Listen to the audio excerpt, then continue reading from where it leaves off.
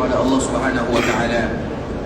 Karena semua nikmat apabila membuat kita jauh dari Allah Subhanahu wa taala, maka itu disebut dengan nikmat. Itu adalah malapetaka bagi seorang hamba.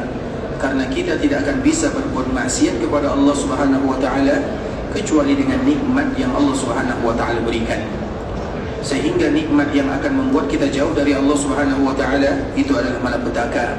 Maka di antara kewajiban yang harus kita lakukan, meletakkan semua yang Allah hadiahkan kepada kita di tempat yang diridhai oleh Allah Subhanahu wa taala. Kemudian salawat beriringkan salam semoga senantiasa tercurahkan buat junjungan alam Nabi kita yang mulia, uswah dan qudwah kita bersama Muhammad bin Abdullah sallallahu alaihi wasallam. Mengucapkan salawat kepada Nabi sallallahu alaihi wasallam adalah ibadah yang paling mulia. Terdapat di dalamnya keutamaan yang banyak sekali. Dan di antara salah satu keutamaan yang paling indah, dikala kita mengucapkan salam dan salawat kepada Nabi, Allah berikan kemudahan kepada kita dalam urusan dunia, dan Allah Subhanahu wa taala juga berikan kemudahan kepada kita dalam urusan akhirat.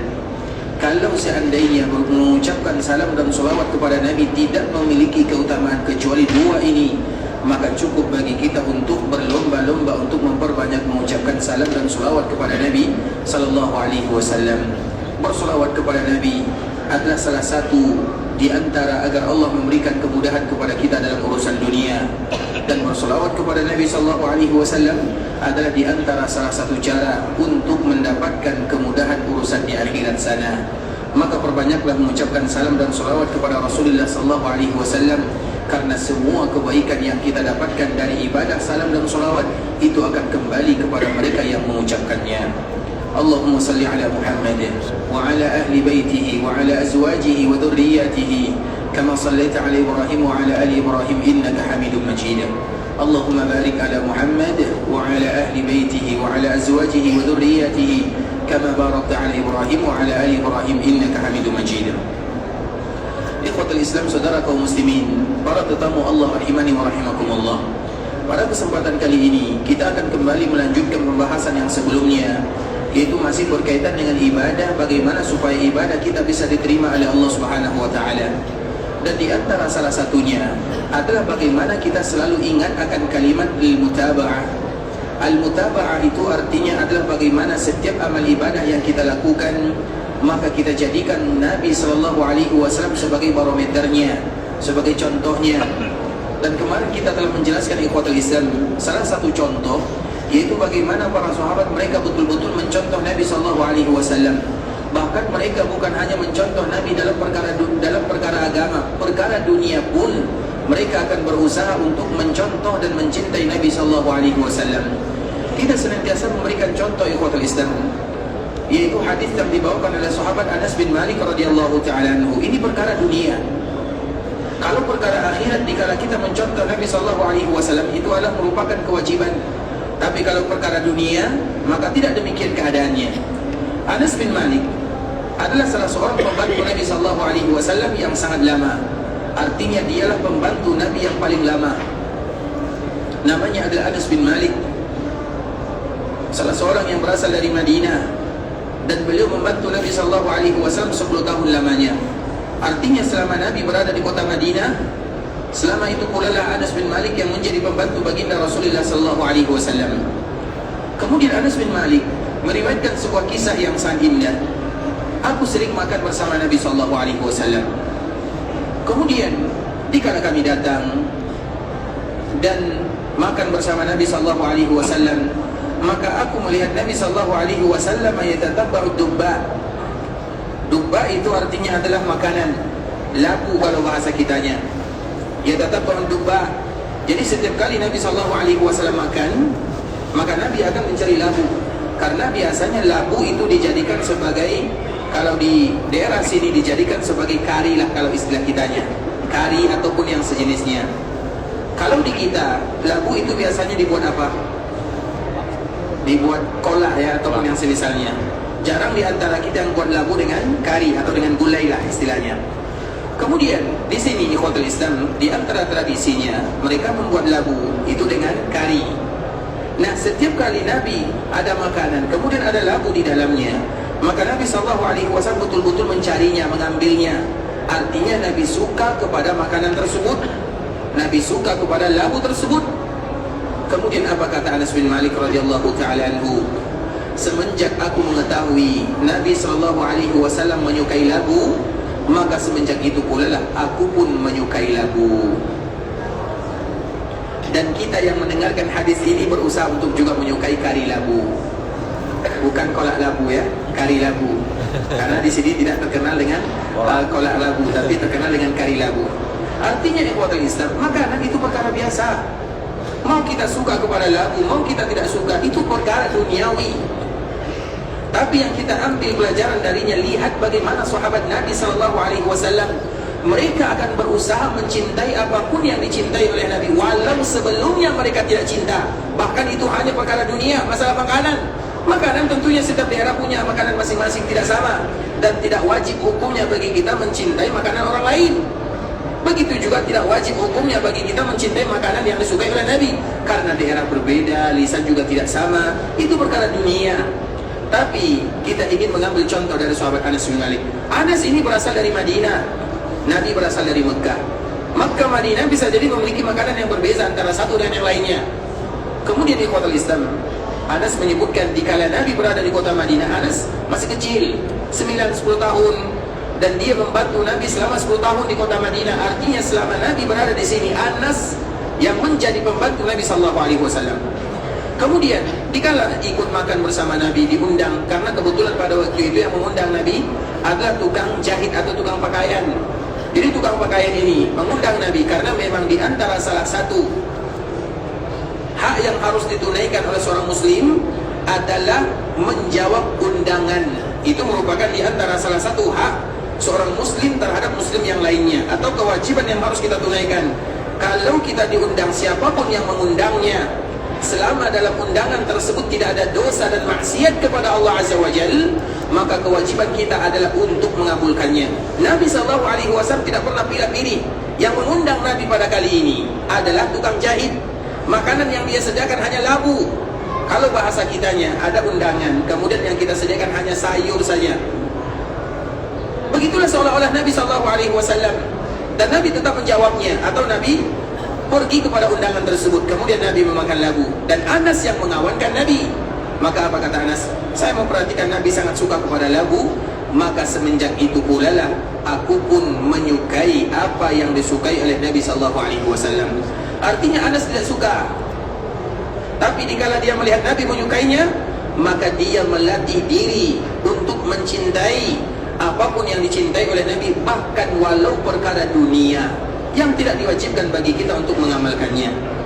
Kalau demikian keadaannya perkara dunia, kira-kira bagaimana perkara akhirat? Maka wajar ikhwatul Islam, setiap kali kita belajar agama Allah Subhanahu wa taala, maka barometer utama adalah para sahabat Nabi radhiyallahu taala anhum. Kalau kembali kepada Al-Quran, semua manusia kembali kepada Al-Quran, semua kaum muslimin akan kembali kepada Al-Quran. Kalau kembali kepada hadis Nabi, semua kita kembali kepada hadis Nabi. Tapi yang menentukan adalah lihat bagaimana sahabat Nabi radhiyallahu ta'ala anhum. Karena Al-Quran turun karena mereka, hadis Nabi ada karena mereka, dan mereka yang paling paham tentang Al-Quran, dan mereka yang paling paham hadis-hadis Nabi sallallahu alaihi wasallam. Sehingga dikala kita berbicara tentang cinta kepada Nabi, maka para sahabatlah contoh bagi kita bersama.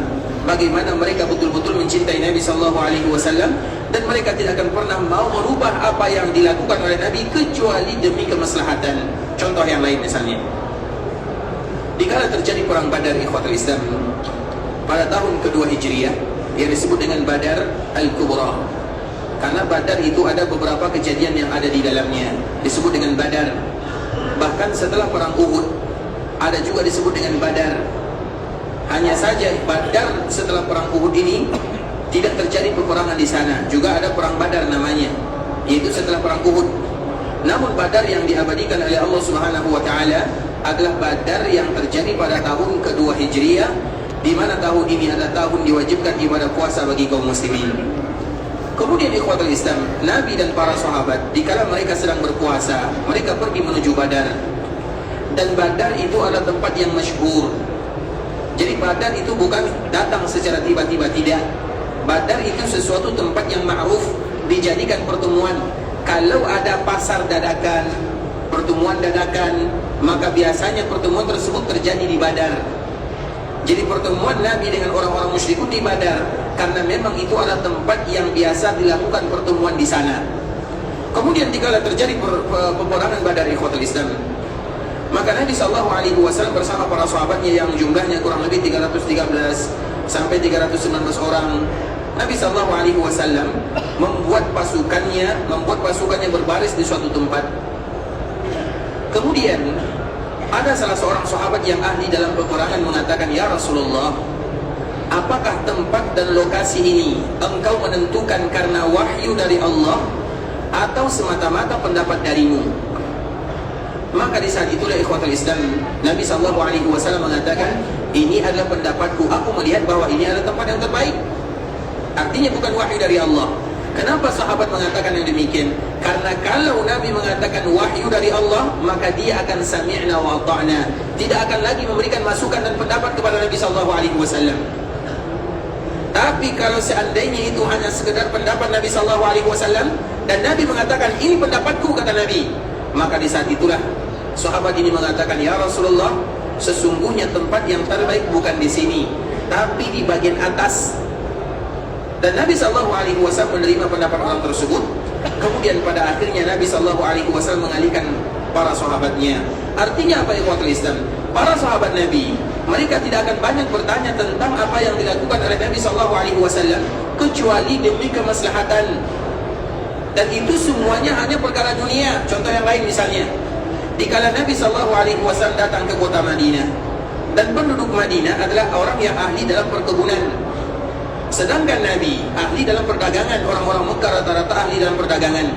Kemudian suatu ketika Nabi SAW melihat ada sahabat yang sedang menanam pohon korma, dan korma itu ikhwatul Islam paling banyak di bagian depan Masjid Nabawi, dan kormanya sangat indah.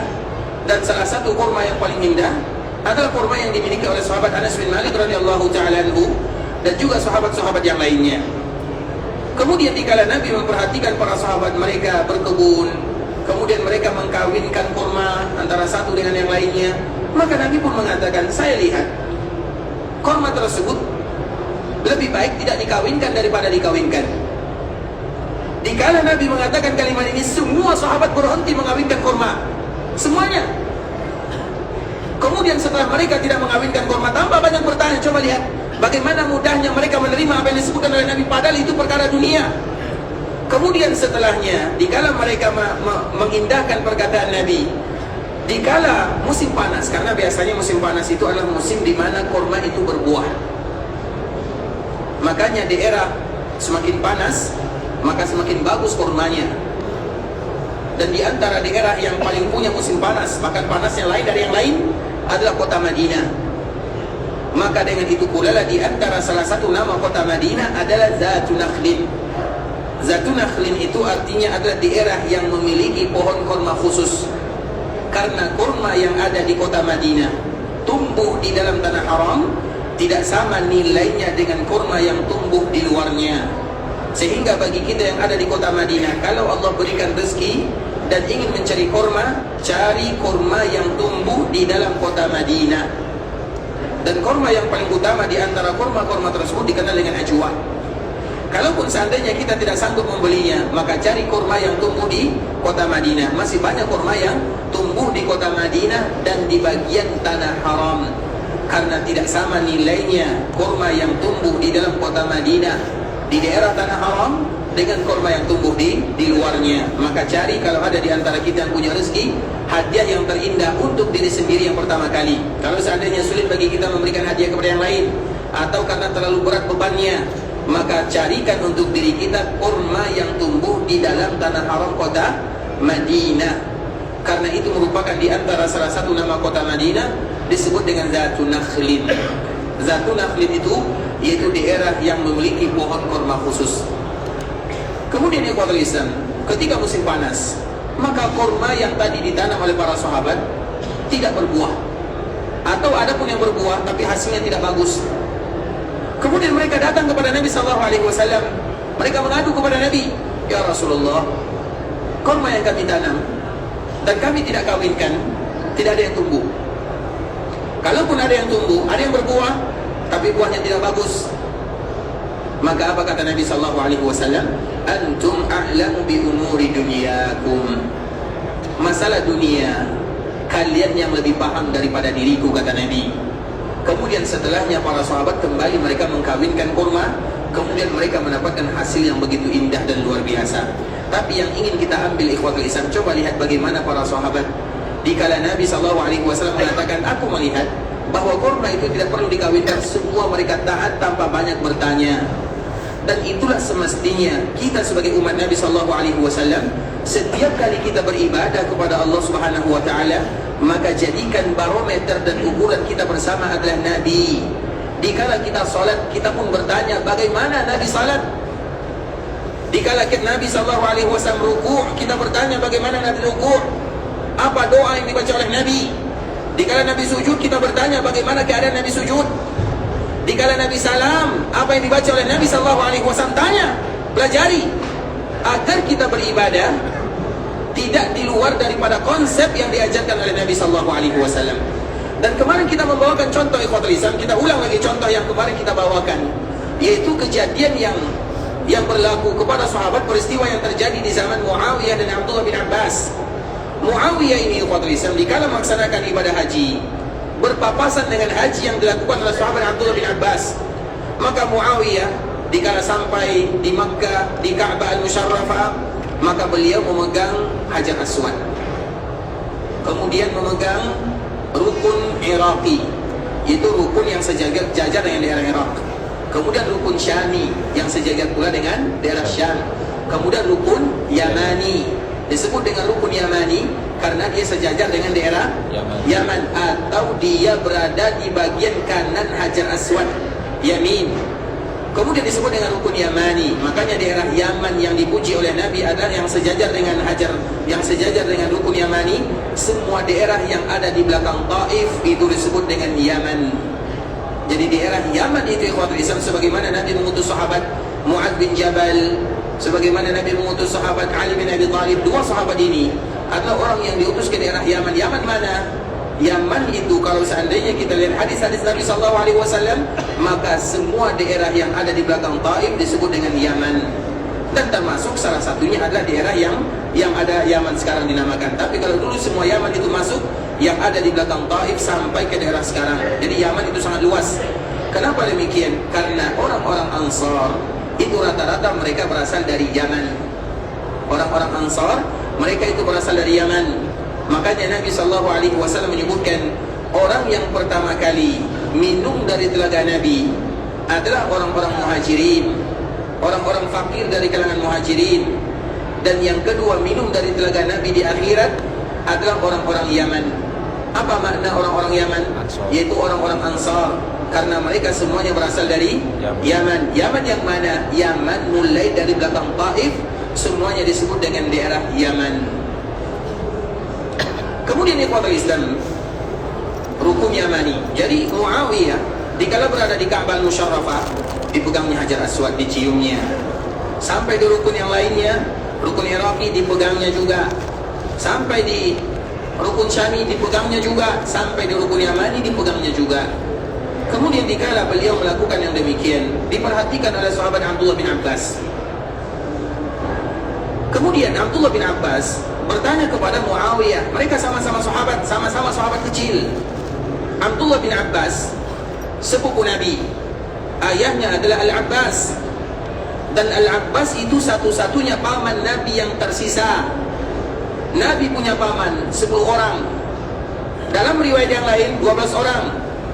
Dalam riwayat yang lain 13 orang. Ketika Nabi dan menjadi Rasul, dikala berumur 40 tahun, paman Nabi yang berjumlah 10 atau 12 atau 13, yang tersisa hanya 4 orang saja. Kemudian yang ikut Nabi 2, yang tidak ikut Nabi sisanya. Jadi yang ikut Nabi hanya 2. Yang pertama Hamzah, itu yang pertama kali ikut Nabi. Dan yang kedua Abbas, itu juga ikut Nabi, tapi dia baru mengumumkan keislamannya dikala hampir terjadi Fathu Makkah.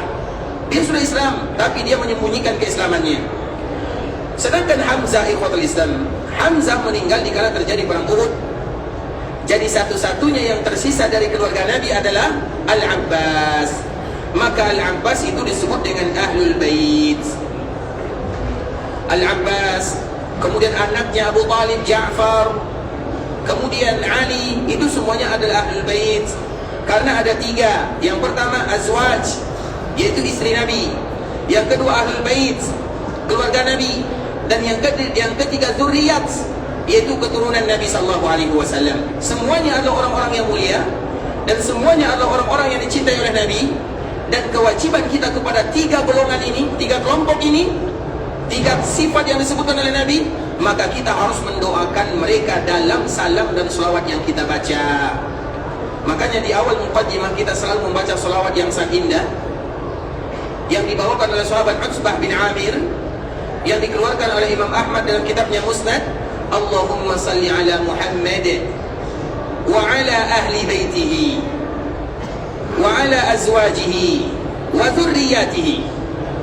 Ya Allah, sampaikan salam dan selawat kepada kami, kepada Nabi Muhammad yang pertama, kemudian yang kedua kepada Ahlul Bait, kemudian yang ketiga kepada istri, kemudian yang ketiga kepada dzurriyyat Nabi SAW. Allahumma salli ala Muhammad wa ala ahli baitihi wa ala azwajihi wa dhurriyyatihi kama sallaita ala Ibrahim wa ala ali Ibrahim innaka Hamidum Majid. Allahumma barik ala Muhammad wa ala ahli baitihi wa ala azwajihi wa dhurriyyatihi kama barakta ala Ibrahim wa ala ali Ibrahim innaka Hamidum Majid. Dan ini adalah selawat yang terindah yang keluar dari lisan Nabi, mencakup semua orang-orang yang dicintai oleh Nabi SAW. Ahlul Bait Nabi, istri-istri Nabi, zurriyat atau keturunan Nabi SAW, masuk semuanya di dalam. Sehingga bagi kita yang mencintai Ahlul Bait, dan semua kita mencintai Ahlul Bait, bagi kita yang mencintai istri Nabi, dan semua kita mencintai istri Nabi, karena mereka adalah ibunda kita bersama. Dan yang mencintai keturunan Nabi, maka di antara salah satu buktinya adalah selawat ini. Allahumma salli ala Muhammad wa ala ahli baitihi wa ala azwajihi wa dhurriyyatihi kama sallaita ala Ibrahim wa ala ali Ibrahim innaka Hamidum Majid. Allahumma barik ala Muhammad wa ala ahli baitihi wa ala azwajihi wa dhurriyyatihi kama barakta ala Ibrahim wa ala ali Ibrahim innaka Hamidum Majid. Hafal bukti kita mencintai orang-orang yang dicintai oleh Nabi, terutama tiga sifat yang tadi kita sebutkan: Ahlul Bait, zurriyat, kemudian istri-istri Nabi SAW. Salah satu Ahlul Bait Nabi SAW adalah Al-Abbas. Dia punya seorang anak. Kemarin kita menyebutkan ada 4 orang anak. Siapa namanya? Anak Al-Abbas: Abdullah, Ubaidillah, Fadl, Qusam. Orang ini orang yang dekat dengan Nabi SAW. Bahkan mereka yang selalu menemani Nabi SAW, mereka sepupu Nabi. Dan mereka ada orang-orang yang mulia. Muawiyah, biasa kalau bahasa kitanya satu level dengan Abdullah bin Abbas. Mengapa demikian? Karena Muawiyah juga sahabat kecil, Abdullah bin Abbas juga sahabat kecil. Karena Muawiyah anaknya Abu Sufyan. Abu Sufyan itu umurnya dengan Nabi tidak terlalu jauh, maka dia melahirkan anak yang bernama Muawiyah. Sehingga Muawiyah dengan Abdullah bin Abbas kalau bahasa kitanya satu angkatan. Sehingga dikala mereka melaksanakan ibadah haji, maka Muawiyah memegang semua rukun yang ada di Ka'bah Al-Musyarrafah. Apa kata Abdullah bin Abbas? Wahai Muawiyah, Nabi tidak melakukan yang demikian. Perhatikan baik-baik ikhwatul Islam. Wahai Muawiyah, Nabi tidak melakukan yang demikian. Maka Muawiyah menjawab, apakah ada Ka'bah ini yang harus ditinggalkan? Seolah-olah Muawiyah mengatakan, apakah salah aku menyentuh semua rukun yang ada di sisi Ka'bah Al-Musyarrafah? Semuanya sama saja. Hajar Aswad, rukun Iraqi, rukun Syami, rukun Yamani, sama saja, boleh dipegang. Di mana salahnya? Seolah-olah itu yang disebutkan oleh Muawiyah radhiyallahu ta'ala anhu. Kemudian dikala mendengarkan Muawiyah mengatakan yang demikian, Abdullah bin Abbas kembali menjawab, laqad kana lakum fi Rasulillahi uswah. Sesungguhnya Nabi adalah contoh kita bersama. Kalau seandainya Nabi memerintahkan kepada kita memegang 4 rukun ini, kita akan pegang. Tapi Nabi hanya memerintahkan kita untuk memegang 2 rukun. 2 rukun yang kita pegang. Bukan karena kita tidak ingin memegang rukun yang lain, tapi Nabi hanya memerintahkan kita untuk memegang 2 rukun. Kalau seandainya Nabi mengatakan kepada kita kaum muslimin, wahai kaum muslimin, hendaklah kalian mencium Ka'bah al-Musyarrafah, maka semua kita akan menciumnya. Tapi Nabi tidak memerintahkan yang demikian. Yang diperintahkan oleh Nabi, yang harus kalian cium itu adalah Hajar Aswad. Yang harus kalian pegang itu adalah rukun Yamani. Itu yang diperintahkan oleh Nabi SAW. Makanya Abdullah bin Abbas mengatakan kepada Muawiyah, laqad kana lakum fi Rasulillahi uswatun hasanah. Nabi itu bukan hanya sekadar uswah, bukan hanya sekadar qudwah, tapi hasanah. Hasanah itu apa artinya? Pasti semua yang diperintahkan oleh Nabi terbaik, maka disebut dengan hasanah. Kemudian dikala Muawiyah mendengarkan Abdullah bin Abbas membaca ayat ini, di saat itulah Muawiyah mengatakan, qala sadaqta. Engkau benar wahai Abdullah bin Abbas, Nabi hanya memegang 2 saja. Maka di saat itulah dia tidak lagi memegang rukun Iraqi dan rukun Syami. Jelas sampai di sini? Jelas. Apa hukumnya memegang rukun Iraqi dan rukun Syami? Tidak ada. Boleh atau tidak? Tidak. Tentu itu pertanyaan yang harus kita lontarkan. Boleh atau tidak? Tidak. Kita memegang, yang dianjurkan bagi kita memegangnya adalah Hajar Aswad dan rukun Yamani. Boleh tidak kita memegang Ka'bah? Tidak. Boleh atau tidak? Rukunnya juga boleh atau tidak? Tidak boleh hukum aslinya. Tidak boleh. Hukum aslinya. Marah kawan yang lain? Tidak boleh. Boleh atau tidak? Apa jawabannya? Boleh. Boleh. Yang lain? Tidak boleh. Ada 2 pendapat ulama di dalam masjid. Baik, yang boleh dan tidak boleh. Tapi ikhwatul Islam, dia boleh dan dia tidak boleh. Tidak boleh itu kalau dijadikan bagian daripada tawafnya. Bisa dipahami? Tapi kebanyakan kaum muslimin, mereka memegangnya karena apa? Penasaran, ingin melihatnya, dan tidak ada di antara kaum muslimin yang menganggap itu bagian daripada tawaf. Yang disalahkan itu ikhwatul Islam. Abdullah bin Abbas memberikan kritikan kepada Muawiyah karena Muawiyah menjadikan itu bagian daripada tawaf.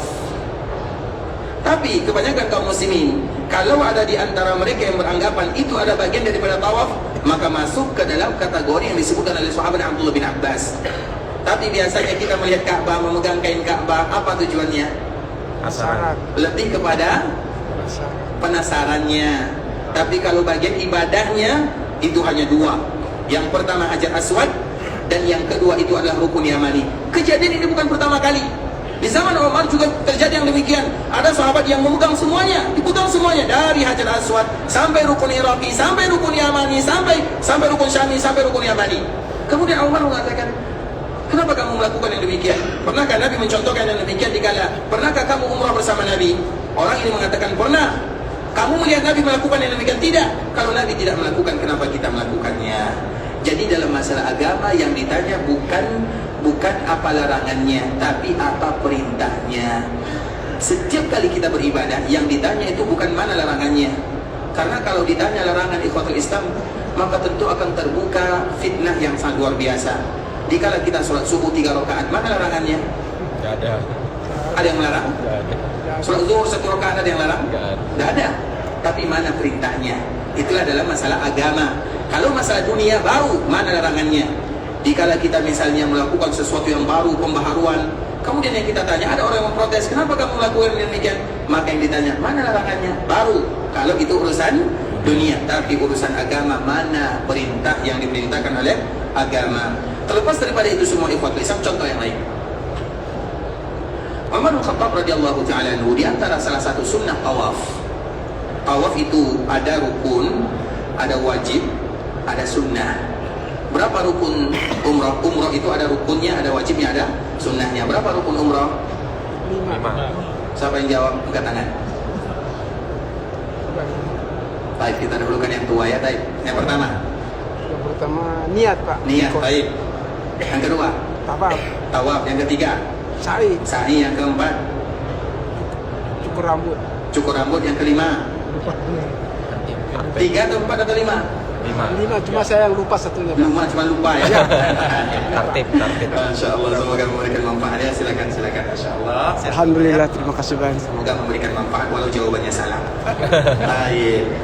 Memang sebagian para ulama terjadi perbedaan di sana ikhwatul Islam, tapi yang paling penting itu adalah yang pertama niat, yang kedua tawaf, yang ketiga sa'i. Itu yang paling penting. Yang lain para ulama mereka berbeda. Bahkan ada di antara mereka yang menyebutkan mencukur itu namanya adalah halak dan taksir, bukan tahallul namanya. Tahallul itu mau tidak mau kita akan tahallul, tapi yang wajib itu adalah halak dan taksirnya. Halak itu artinya mencukur, taksir itu artinya memendekkan rambut. Sebagian para ulama, itu jumhur para ulama menyebutkan rukun itu hanya 3. Ini jumhur ya. Yang pertama niat, yang kedua tawaf, yang ketiga sa'i. Kemudian sebagian ulama Syafi'iyah mereka menambahkan dengan bercukur atau memendekkan rambut, ditambahkan dengan tartib. Tapi secara umum jumhur para ulama mereka 3. Terlepas daripada itu semua, karena nanti ada konsekuensinya. Kalau kita meninggalkan rukun, maka batal. Kalau kita meninggalkan wajib, Tidak sah. maka umrahnya tetap Tidak sah. sah. Kalau nanti kita tinggalkan wajib, baik. Sebelum kita mengenal yang wajib, berapa wajib umrah?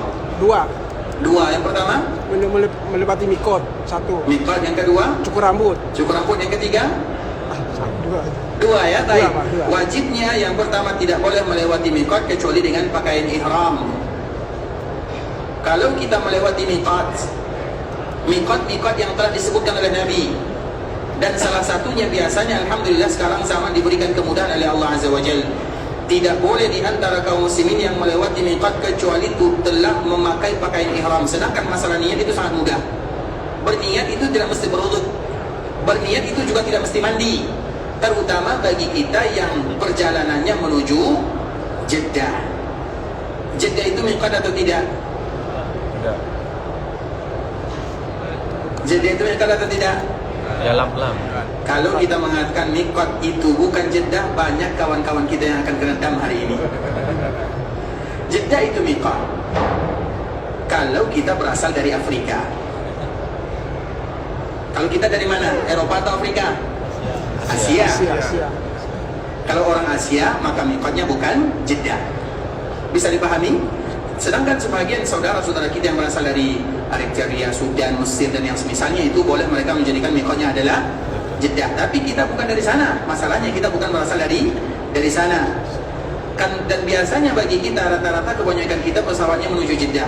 Sebelum sampai pasti diumumkan, Bapak Ibu, bagi yang melaksanakan ibadah umrah, setengah jam lagi kita akan melewati miqat. Pernah tidak kita mendengarkan kalimat ini? Ya. Berapa kali biasanya diulang? Berapa kali?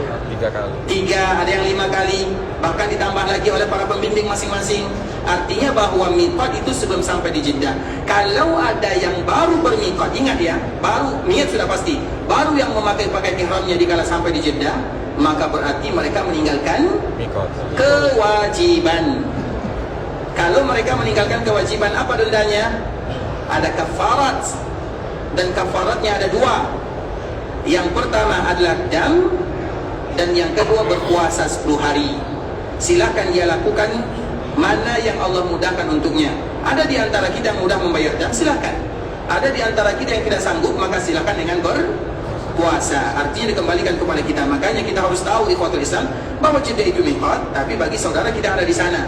Sedangkan bagi kita yang ada di Asia Tenggara, apalagi daerah-daerah yang ada di Asia Tenggara, maka miqatnya bukan Jeddah. Terlepas daripada itu semua ikhwatul Islam, wajib yang pertama adalah tidak boleh melewati miqat kecuali dengan pakaian ihram, dan itu biasanya hanya laki-laki saja.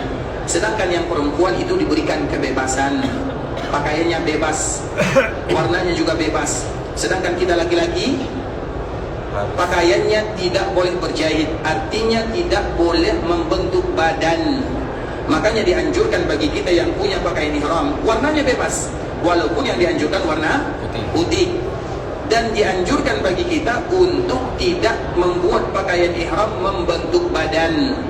Seperti misalnya pakaian ihram untuk anak-anak. Pernah kita melihat anak-anak punya pakaian ihram? Pinggangnya sudah ada karetnya, seolah-olah seperti celana. Itu yang disebut dengan berjahit. Atau misalnya nanti di ujungnya ada apa namanya yang diikat-ikat? Peniti. Peniti, tahu peniti? Orang Melayu tahu peniti? Tahu kan? Tidak usah, biarkan dia sebagaimana tercipta. Karena maksud daripada berjahit itu adalah membentuk badan. Makanya boleh tidak kita melaksanakan ihram, memakai pakaian ihram dengan menggunakan jam? Jam kita banyak dijahit atau tidak? Ada yang dijahit, ada yang tidak. Kita memakai tas boleh atau tidak? Tas kita berjahit atau tidak? Berjahit. Silakan, tidak menjadi masalah. Aksesoris. Arti makna yang berjahit itu adalah pakaiannya yang tidak membentuk badan. Makanya pakaian ihram itu persegi panjang, biarkan dia tanpa di apa tadi? Niti. Tanpa dibuat peniti, tanpa dibuat tempel-tempel apa namanya? Kancing. Kancing, biarkan dia sebagaimana tercipta. Jelas sampai di sini? Baik, ikhwatul Islam. Itu adalah wajibnya, sisanya adalah sunnah. Sisanya adalah sunnah, agar kita tahu hukumnya. Nah, dari situlah kalau seandainya ada orang yang melaksanakan ibadah umrah, kemudian mereka memakai pakaian ihram dan mereka menutup kedua bahunya seperti ini misalnya ihramnya ditutup semuanya, kemudian dia tawafnya sah atau tidak? Sah atau tidak tawafnya? Sah. Sah atau tidak? Ragu ya? Maka untuk memudahkan jawabannya dikembalikan kepada hukumnya. Apakah membuka lengan yang bagian kanan itu wajib atau rukun? Sunnah. Wajib atau rukun? Sunnah. Kalau sunnah ditinggalkan dapat dosa atau tidak? Tidak. Orang yang meninggalkan sunnah dalam ibadah, apakah ibadahnya tidak sah? Sah. Selama yang ditinggalkan itu bukan yang wajib atau bukan yang rukun. Berarti kalau ada orang yang tawaf, kemudian dia tidak membuka lengan kanannya, boleh atau tidak? Boleh. Ada orang yang tawaf, kemudian dia tidak berlari-lari kecil pada putaran pertama, kedua, ketiga, boleh atau tidak? Boleh. Boleh, tidak menjadi masalah. Karena itu bukan wajib. Tapi walau bukan wajib, kita tidak ingin meninggalkannya.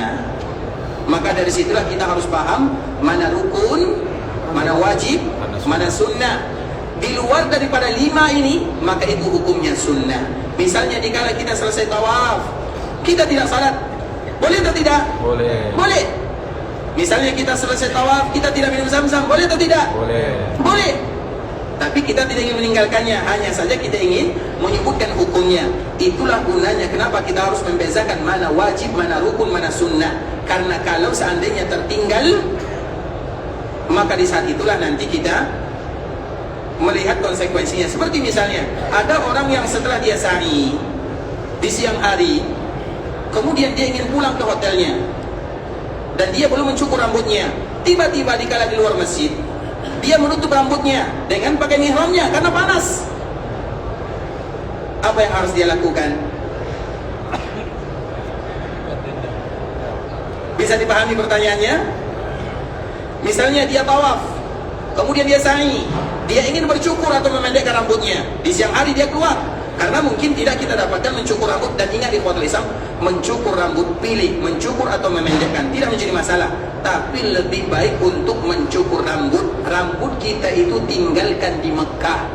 Semoga dengan yang demikian Allah pun menggugurkan dosa-dosa kita semuanya. Dan ini adalah fitnah yang luar biasa bagi kita kaum laki-laki. Ustaz, nanti kalau saya cukur rambut nanti istri saya marah, Ustaz, tidak ganteng lagi misalnya.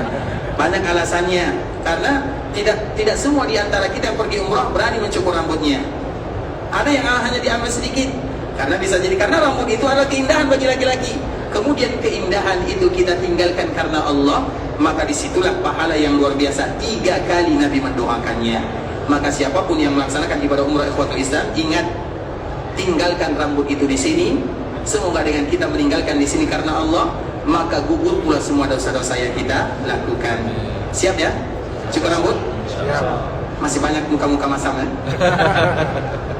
Susah ya Pak Islam, tahu susah.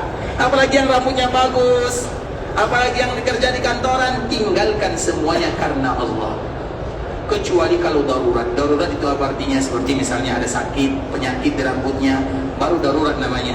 Tapi kalau hanya sekedar kegantengan saja, kita yang paling ganteng itu adalah Nabi Sallallahu Alaihi Wasallam. Dan Nabi setiap kali melaksanakan ibadah umrah dan haji, Nabi mencukur habis rambutnya. Itu alternatif yang pertama. Kemudian kalau kita tidak bisa, maka pendekkanlah rambut. Dan ingat, memendekkan rambut itu ikhwatul Islam juga pilihan yang kedua, tapi ingat harus adil. Jangan hanya ambil sebahagian, ambil semuanya. Misalnya kan biasanya mesin itu kan ada angkanya 1, 2, 3. Misalnya kalau kita tidak ingin terlalu pendek, ambil 4 misalnya, tapi semua bagian rambutnya. Jadi harus adil. Ambil kanan, ambil juga yang kiri, ambil juga yang di belakang. Makanya kalau ada di antara kita yang ingin tahallul, untuk kesempurnaan tahallul, dan ini biasa dilakukan oleh kaum muslimin, mereka tidak mengambil rambutnya di marwah atau di sofa. Mereka akan keluar dulu mencari tukang cukur rambut, sehingga nanti mereka betul-betul sempurna mencukur atau memendekkannya. Karena nanti kalau di marwah kita hanya ambil sedikit, kemudian kita tidak sempurna dalam melakukannya, nanggung ibadahnya. Lakukanlah ibadah sesempurna mungkin, karena kita tidak tahu kapan lagi kesempatan itu diberikan oleh Allah Subhanahu wa taala. Terlepas daripada itu semua, kebanyakan kaum muslimin jikalau mereka selesai sa'i, mereka keluar dan mereka belum mencukur atau memendekkan rambut, kemudian merasa panas, mereka menutup rambutnya, kepalanya. Apa hukumnya? Makruh. Apa? Apa Pak? Batal sa'inya, silakan Pak. Masya Allah. Kalau Bapak kita yang jawab, wajib betul ya. Masya Allah, barakallahu fiik. Apa hukumnya? Larangan. Itu banyak terjadi ikhwatul Islam. Ingat ikhwatul Islam, kalau biasanya orang yang melakukan seperti itu karena lupa atau karena salah? Karena lupa atau tidak tahu? Ingat, ibadah ini ada ibadah yang paling mudah. Tidak sedikit-sedikit kita kena dam, tidak demikian keadaannya. Maka ingat firman Allah Subhanahu wa taala, Rabbana la tu'akhidna in nasina aw akhtana. Biasanya tidak mungkin ada orang yang sengaja. Makanya orang yang tidak sengaja, orang ada yang biasanya tidak sengaja menggigit kukunya. Biasa ada orang yang tidak sengaja, itu kebiasaannya digigit kukunya. Bukankah kita tidak boleh memotong kuku? Kemudian tiba-tiba dia melakukan karena itu kebiasaannya. Boleh atau tidak? Tidak boleh. Tapi berdosa atau tidak? Berdosa kalau disengaja. Tapi dia sengaja atau tidak? Tidak sengaja. Biasanya tidak sengaja. Itu hukumnya yang pada Islam. Tidak akan pernah boleh. Tapi dia dimaafkan karena dia lupa di sana. Tidak mungkin kita melakukan pelanggaran dengan sengaja, tidak mungkin. Rata-rata orang yang melakukan pelanggaran baik disengaja ataupun yang tidak disengaja. Karena ada orang yang harus melakukan pelanggaran ihram dengan sengaja. Bahkan mesti baginya melakukan larangan ihram. Contoh misalnya ada orang tua yang tawaf, dia mungkin sering salasil baul, yang suka kencing misalnya, terpaksa dia pakai pampers misalnya, penutup. Maka pada saat itu wajib dia melakukan larangan ihram. Bukan karena dia menginginkan, tapi karena keadaan. Bisa dipahami? Ada orang yang mesti melakukannya, ada orang yang tidak sengaja melakukannya, ada orang yang melakukan dengan sengaja tapi karena terpaksa. Maka di setiap keadaan ini ada hukum-hukum tersendiri. Nah, biasanya melakukan larangan-larangan kecil seperti memotong kuku, menggigit kuku, menutup kepala, itu biasanya disengaja atau tidak? Itu biasanya jarang disengaja. Ingat di ikhwatul Islam, kalau kita melakukan larangan tanpa kita sengaja atau kita tidak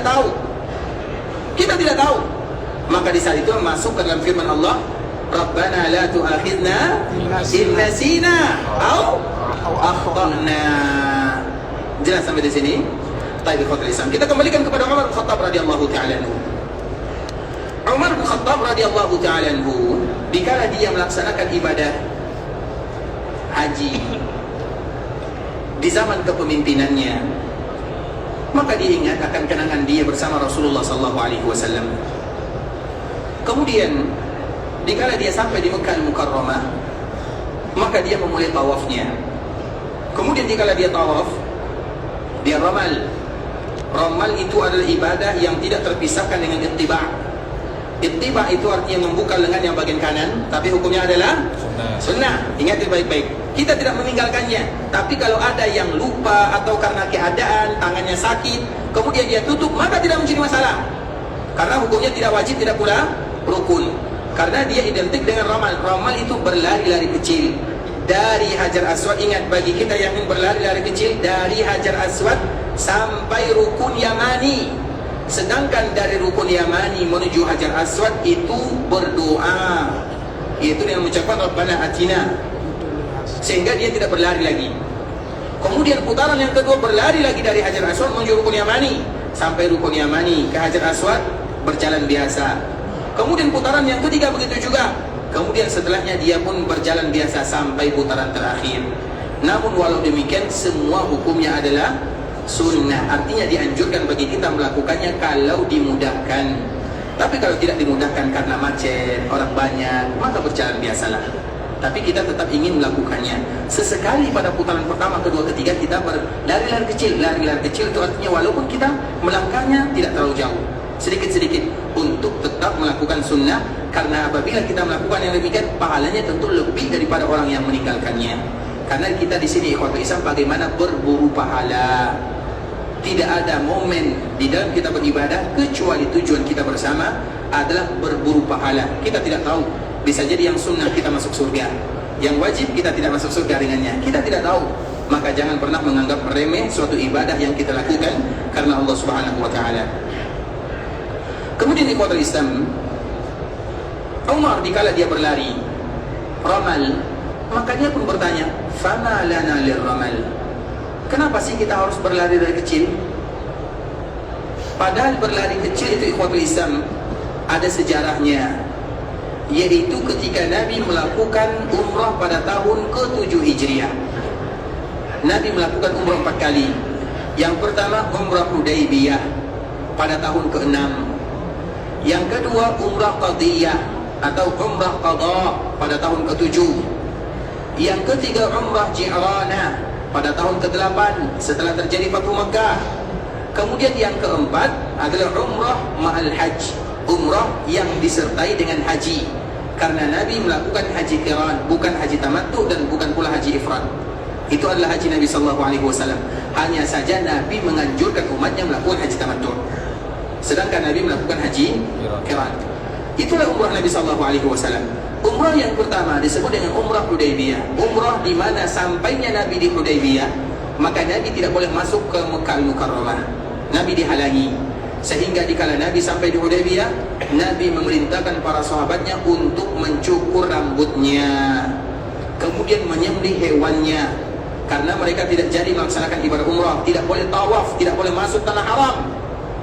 Sehingga Nabi mencukur rambutnya, menyembelih. Nabi tidak umrah, tapi Nabi dan para sahabat tetap dihitung sebagai orang yang melaksanakan ibadah umrah. Maka disebut dengan umrah Hudaybiyah. Kemudian umrah yang kedua disebut dengan umratul Qadha. Karena perjanjian Hudaybiyah pada tahun ke-6 ini, bahwa Nabi boleh masuk ke Mekah pada tahun berikutnya, yaitu tahun ke-7. Maka di saat itulah Nabi kembali melaksanakan ibadah umrah, disebut dengan umrah Qadha, pengganti umrah yang sebelumnya. Atau di dalam riwayat yang lain disebut dengan umrah Qadiyah, karena di sana ada perkara yang luar biasa, maka disebut Qadiyah. Qadiyah itu artinya perkara. Kemudian tahun ke-8 itu umrah disebut dengan umrah Ji'rana. Kemudian kita kembalikan kepada umrah Qadiyah, yaitu umrah pada tahun ke-7. Dikala Nabi melakukan perjalanan dari Madinah menuju Mekah, maka orang-orang Mekah mengatakan, akan datang kepada kalian orang-orang yang lemah, dan yang menyebabkan mereka lemah adalah Huma Yasrib, penyakit yang ada di Madinah. Karena Yasrib sebelum Nabi datang ke sini itu adalah tempat penyakit, tempat wabah. Madinah itu adalah kota sakit kalau bahasa kitanya, kota wabah sebelum Nabi tinggal di Madinah. Makanya Nabi SAW dikala sampai di Madinah, bagi kita yang juga sampai di Madinah, supaya kita diberikan kesehatan oleh Allah Subhanahu wa taala, maka Nabi SAW menyebutkan, Allahumma habbib ilayna al-Madinah ka hubbina Makkah aw ashad. Allahumma habbib ilayna al-Madinah ka hubbina Makkah aw ashad. Kemudian Nabi berdoa kepada Allah, ya Allah, pindahkan penyakit-penyakit yang ada di Madinah ke sebuah daerah yang bernama Al-Juhfa. Setelah Nabi berdoa dengan kalimat ini, maka Madinah menjadi kota yang dicintai, dan Madinah menjadi kota yang bersih, dan Madinah tidak lagi menjadi sarang penyakit. Tapi orang-orang Mekah, mereka belum move on kalau bahasa kitanya. Mereka masih berburuk sangka kepada Mekah, kepada Madinah. Sehingga pada tahun ke-7, dikala Nabi datang, mereka masih berburuk sangka kepada kota Madinah, menganggap Madinah sama dengan dahulu, masih kota sakit, kota banyak wabah. Di saat itulah mereka menyebutkan, akan datang kepada kalian orang-orang yang lemah berasal dari Yasrib, dan yang membuat mereka lemah adalah penyakit yang ada di dalamnya. Kalimat ini sampai di telinga Nabi SAW, Dan orang-orang musyrikun, mereka duduk bersebelahan di antara rukun Yamani dan Hajar Aswad di sebelahnya. Jadi rukun Yamani misalnya, contoh misalnya, ini rukun Yamani, ini Hajar Aswad. Orang-orang Quraisy mereka duduknya di sini. Sehingga ketika Nabi SAW dan para sahabat sampai ke Mekah, dan ingat, Nabi dan para sahabatnya mereka berjalan kaki, bukan menggunakan kendaraan, bukan naik bus, bukan naik kereta. Sehingga wajar kalau seandainya mereka lemah. Kita pun sudah yang dulu 6 hari sekarang jadi 6 jam. Bahkan sekarang bagi orang yang melaksanakan umrah dari Madinah bisa 2,5 jam. Artinya Allah berikan kemudahan yang luar biasa. Para sahabat Nabi dan Nabi mereka melakukan perjalanan 6 hari 6 malam. Sehingga wajar orang-orang Mekah mengatakan akan datang kepada kalian orang-orang yang lemah. Dikala orang Mekah mengatakan yang demikian, maka Nabi memerintahkan sahabatnya kalian berlari-lari kecil. Kemudian mereka memulai tawaf dalam keadaan berlari-lari kecil. Maka orang-orang musyrikun kaget. Apakah ini orang-orang yang lemah? Ini orang-orang yang kuat, bahkan lebih kuat daripada yang kita bayangkan. Itulah gunanya dan itulah sejarahnya Ramal. Makanya Ramal itu dari Hajar Aswad sampai Rukun Yamani. Dari Rukun Yamani sampai Hajar Aswad, orang musyrikun tidak lagi melihat kaum muslimin, karena mereka juga lemah berjalan. Jangankan mereka 6 jam, 6 hari 6 malam, kita 6 jam saja itu sangat sulit sekali. Iya atau tidak? Ya. Di bis, apa yang kita lakukan di bis? Tidur. Perjalanan 6 jam, 5 jam, tidur. Kalimat talbiyahnya mana? Tidak tahu. Agar memberikan motivasi kepada kita ikhwatul Islam, ternyata umrah yang kita lakukan di saat ini terlalu mudah dibandingkan dengan apa yang dilakukan oleh Nabi dan para sahabatnya. Dan alhamdulillah kita bersyukur kepada Allah terhadap kemudahan-kemudahan yang Allah berikan. Tinggal bagaimana kita memperbanyak ibadah. Karena dikala kita sudah mulai mengucapkan labbaik Allahumma umrah, maka perbanyaklah berdoa, berzikir, meminta kepada Allah Azza wa Jalla. Momen yang paling indah, namun itu banyak dilalaikan oleh kaum muslimin. Berdoa itu bukan dikala kita sampai di Mekah saja, iya. Dikala kita berada di sana, nanti dikala kita tawaf, sulit bagi kita berdoa karena kita sudah kelelahan. Dikala kita sedang sa'i, juga sulit bagi kita berdoa. Makanya gunakan kesempatan doa kapanpun setelah kita mengucapkan labbaik Allahumma umrah. Berdoalah sebanyak-banyaknya. Tahan cuman 12 jam saja. Contoh misalnya ada di antara kita yang pergi umrah, biasanya zuhur kan? Zuhur sampai misalnya di sana setelah isya, kemudian istirahat, kemudian makan malam, kemudian tawaf, selesai. Hanya sebentar saja ikhwatul Islam. Dan doa dikala kita memakai pakaian ihram itu tidak akan sama nilainya dengan doa dikala kita sudah menanggalkannya. Momen dikala kita semakin lelah beribadah kepada Allah, maka di saat itulah semakin mudah doa dikabulkan oleh Allah Subhanahu wa taala. Makanya waktu yang singkat manfaatkan semaksimal mungkin, terutama untuk berdoa, bermunajat. Doakan semuanya. Dan betul-betul itu adalah momen kita merintih di hadapan Allah Azza wa Jalla. Nah, salah satunya ikhwatul Islam dikala Ramal. Jadi Ramal itu kisahnya seperti itu. Kenapa harus kita Ramal? Alasannya untuk menepis anggapan orang-orang musyrikun yang menganggap kaum muslimin lemah. Kaum muslimin tidak lemah. Makanya Nabi menyebutkan al-mu'minul qawi ahabbu ila Allah minal mu'minid dha'if. Wa fi kullin khair. Seorang mukmin yang kuat lebih Allah cintai daripada yang lemah. Kuat iman, kuat tenaga, kuat fisik, dicintai oleh Allah daripada yang lemah. Kemudian Nabi mengatakan wa fi kullin khair, dan semuanya baik selama mereka seorang muslim, mereka tetap menjadi yang terbaik. Tapi kalau seandainya dibandingkan, Allah lebih suka kepada yang kuat. Kuat apa? Kuat iman, kuat jasad, fisik, kuat ekonomi, kuat dicintai oleh Allah Subhanahu wa taala. Sehingga Nabi sallallahu alaihi wasallam memberikan pelajaran. Kemudian Nabi beramal 3 kali. Kemudian setelahnya baru Nabi berjalan biasa. Itu di zaman Nabi. Karena pada tahun berikutnya, itu terjadi pada tahun ke-7 Hijriah. Pada tahun berikutnya apa yang terjadi? Mekah sudah dibawa kendali Nabi SAW, dan ada lagi kaum musyrikun di sana. Karena orang musyrikun hanya diberikan izin tinggal di Mekah sampai tahun ke-9 Hijriah sahaja.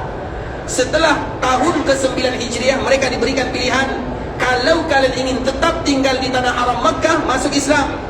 Kalau kalian tidak mau masuk Islam, tidak menjadi masalah. Tapi jangan tinggal di tanah haram, karena tanah haram ini harus bersih dari kekufuran dan kesyirikan. Harus yang diibadati hanya Allah semata sahaja. Maka dengan itulah di antara salah satu nama Nabi adalah Al-Mahi. Di antara salah satu nama Nabi SAW adalah Al-Mahi, yang menghapus kekufuran dan kesyirikan di tanah haram Makkah Al-Mukarramah. Al-Mahi. Nabi SAW menyebutkan, saya adalah Ahmad, saya adalah Muhammad, saya adalah Al-Mahi, saya adalah Al-Hashir, dan saya adalah Al-Aqib. Itu adalah nama-nama Rasulullah SAW yang mesti dihafal oleh kaum muslimin. Kemudian ikhwatul Islam, tahun ke-7 Hijriah, kaum muslimin masih ada orang musyrikun di sana. Tahun ke-8 Hijriah, apa yang terjadi? Fathu Makkah. Kaum muslimin sudah kuat dan Makkah sudah berada di bawah kendali Nabi. Tidak banyak lagi orang musyrikun ada di Makkah Al-Mukarramah. Apalagi di zaman Umar, tidak ada lagi orang musyrikun. Sehingga wajar Umar bertanya, sekarang dikala kita umrah, pertanyaan Umar sama dengan pertanyaan kita. Dikala kita umrah, kita berlari-lari kecil, apa gunanya? Dulu Nabi berlari kecil untuk memperlihatkan kekuatannya kepada kaum musyrikun. Kalau sekarang, untuk siapa kita memperlihatkan kekuatan? Tidak ada. Makanya Umar bertanya, Famalil ramal, apa gunanya kita berlari-lari? Umar bertanya, dan Umar juga menjawab. Apa kata Umar? Syai'un sana'ahu Nabi sallallahu alaihi wasallam fala nuhibbu an natruka. Artinya besok. Ikhwatul Islam, saudara kaum muslimin, para tamu Allah rahimani wa rahimakumullah. Semoga Allah Subhanahu wa taala memberikan manfaat kepada pelajaran dan pembahasan kita pada malam hari ini. Guna dan tujuan adalah kita ingin membahas tentang ibadah, agar kita beribadah kepada Allah dan ibadah kita betul-betul diterima oleh Allah Subhanahu wa taala. Karena sebagaimana yang sebelumnya kita jelaskan, banyak orang yang beribadah kepada Allah tapi ibadah mereka tidak diterima. Bukankah Nabi pernah menyebutkan, banyak orang yang salat tapi mereka tidak mendapatkan pahala salatnya kecuali sifir, kecuali kosong, tidak ada pahalanya. Banyak orang yang puasa tapi mereka tidak mendapatkan pahalanya kecuali lapar, haus sahaja. Begitu juga banyak orang yang umrah dan haji, mereka tidak mendapatkan pahala kecuali hanya menghabiskan duit sahaja. Dan itu pula lah yang disebutkan oleh sahabat Umar bin Khattab radhiyallahu ta'ala anhu, nanti akan banyak orang yang datang ke Makkah Al-Mukarramah melaksanakan ibadah haji dan umrah, dan sedikit sekali di antara mereka yang betul-betul melaksanakan ibadah haji dan umrah. Kita ingin termasuk orang yang sedikit tersebut. Tentunya kita ingin mempelajarinya, mengetahuinya, agar ibadah kita maksimal dan kita juga diterima amal ibadahnya oleh Allah Subhanahu wa taala, karena itu memang merupakan di antara kewajiban dan tujuan serta cita-cita kita bersama. Sampai di sini pembahasan yang bisa kami jelaskan. Yang benar dari Allah Subhanahu wa taala, yang salah dari diri kami pribadi karena kurangnya ilmu kami, karena kebodohan, karena kejahilan, karena ketidaktahuan, karena kealfaan. Kami mohon dimaafkan kalau ada kata-kata yang salah, kalimat-kalimat yang kurang tepat, bahasa-bahasa yang kurang bagus, penyampaian yang kurang berkenan, kami mohon dimaafkan. Dan kita selalu berharap, bermohon, meminta kepada Allah agar Allah jadikan perkumpulan kita ini adalah perkumpulan yang bisa menggugurkan dosa-dosa kita bersama. Agar perkumpulan kita di Masjid Nabawi ini adalah perkumpulan yang bisa mendatangkan keberkahan dalam kehidupan kita. Agar dengan perkumpulan kita ini Allah Subhanahu wa taala berikan kemudahan dalam setiap urusan kita. Agar Allah ampunkan dosa orang tua kita, dosa saudara-saudari kita, dosa kaum muslimin, dosa orang-orang yang pernah berbuat baik kepada kita, dan dosa seluruh kaum muslimin. Tidak ada di antara kita yang sakit kecuali kita bermohon agar Allah berikan kesehatan dan kesembuhan. Tidak ada di antara kita yang mendapatkan musibah kecuali Allah berikan ketenangan, kelapangan dan kesabaran. Tidak ada di antara kita yang berhutang kecuali Allah berikan kemudahan untuk melunaskannya. Tidak ada di antara saudara kita yang dipanggil dan meninggal kecuali kita berharap agar Allah memberikan ampunan dan kelapangan dalam perkuburannya. Kalau ada di antara kita yang ingin pergi ke Mekah untuk beribadah, semoga Allah menerima semua amal ibadahnya. Allah kabulkan doa dan permintaannya. Allah jadikan umrahnya adalah umrah yang mabrurah, wa sa'yan mashkura, wa dhanban maghfura. Kalau ada di antara kita yang ingin pulang ke kampung halamannya, semoga dimudahkan perjalanannya, dilancarkan urusannya, kembali bertemu dengan keluarga yang mereka tinggalkan, anak-anaknya, istrinya, karib kerabatnya, tetangganya, dalam keadaan sehat walafiat. Dan semoga suatu saat nanti Allah kembali memberikan rezeki untuk bisa datang ke tanah suci. Semoga Allah berikan kepada kita keikhlasan dalam setiap amal ibadah. Allah berikan kepada kita istiqamah dalam agama, dan Allah tutup usia kita dalam keadaan husnul khatimah. Amin amin ya rabbal alamin. Kita tutup dengan doa kafaratul majlis. Subhanakallahumma bihamdika asyhadu an la ilaha illa anta astaghfiruka wa atubu ilaik. Wa sallallahu wa sallam ala nabiyyina wa habibina wa khalilina wa sayyidina Muhammadin wa ala alihi wa sahbihi wa sallam tasliman katsira. Assalamualaikum warahmatullahi wabarakatuh. Waalaikumsalam.